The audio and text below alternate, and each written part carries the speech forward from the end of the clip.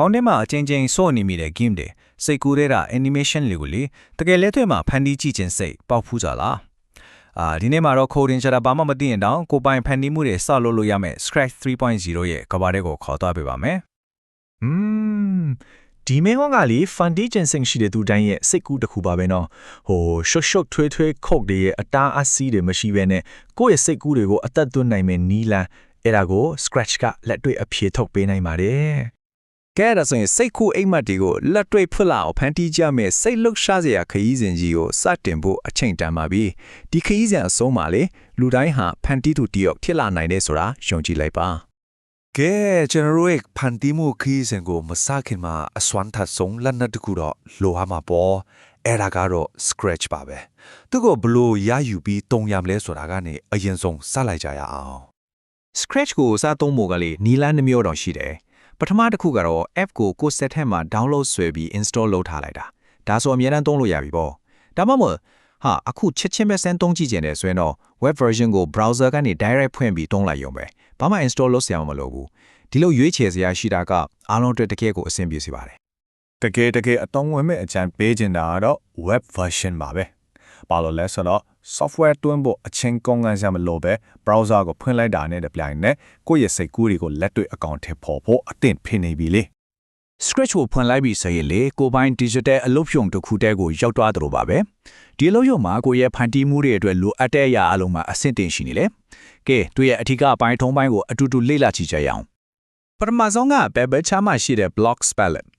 ဒါကတော့ကို project လိုအပ်တဲ့ object တွေရတဲ့အားလုံးကိုစုစည်းထားတဲ့ပုံကြီးလိုပဲ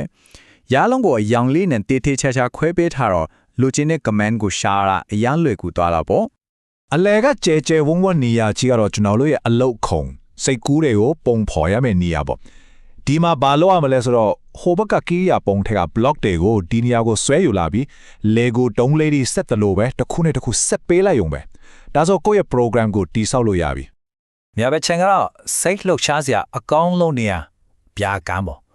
ကိုပင်ပန်းတိဆောက်ထားတဲ့ကိုတွေကဒီနေရာမှာအသက်ဝင်လာပြီးရလာကိုချက်ချင်းလက်တွေ့မြင်ရမှာပါကဲ theory တွေခဏဖေးဖယ်ထားလိုက်တော့အခုလက်တွေ့ဖန်တီးမှုစလုပ်ဖို့အချိန်ရောက်ပါပြီကျွန်တော်တို့ရဲ့ပထမဆုံးခေါ်ကိုအတူတူရေးပြီးကိုယ့်ရဲ့ဇာတ်ကောင်ကိုအသက်သွင်းကြည့်ကြရအောင်လား stage မှာမြင်နေရတဲ့အဲ့အကြောင်းလေးလေ Scratch မှာသူ့ကို sprite လို့ခေါ်ပါတယ်သူကကျွန်တော်တို့ fan တီးမဲ့ဇာတ်လမ်းရဲ့အဓိကဇာတ်ကောင်ပေါ့ sprite ရဲ့နောက်ခံကားချက်ကိုတော့ stage လို့ခေါ်ပါတယ်ဒီနောက်ခံကိုကိုယ်စလဲနဲ့လိုက်ဖက်မဲ့ basketball ကွင်းလိုမျိုးတခြားပုံတွေနဲ့အလွယ်တကူဖြောင်းလို့ရသေးတယ်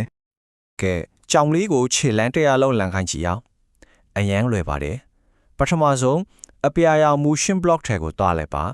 ပြီးရင် move step ဆိုတဲ့ block လေးကိုဆွဲယူပြီးအလုတ်ခုံပေါ်ကိုတင်လိုက်ပြီးရင်ခဏနေရာမှာ100လို့ပြောင်းလိုက်ပါကဲဒါပါပဲပထမဆုံးကုတ်ကိုအောင်မေရေးပြီးသွားပြီ Okay ကိုတော့အစင်သင်ပြီ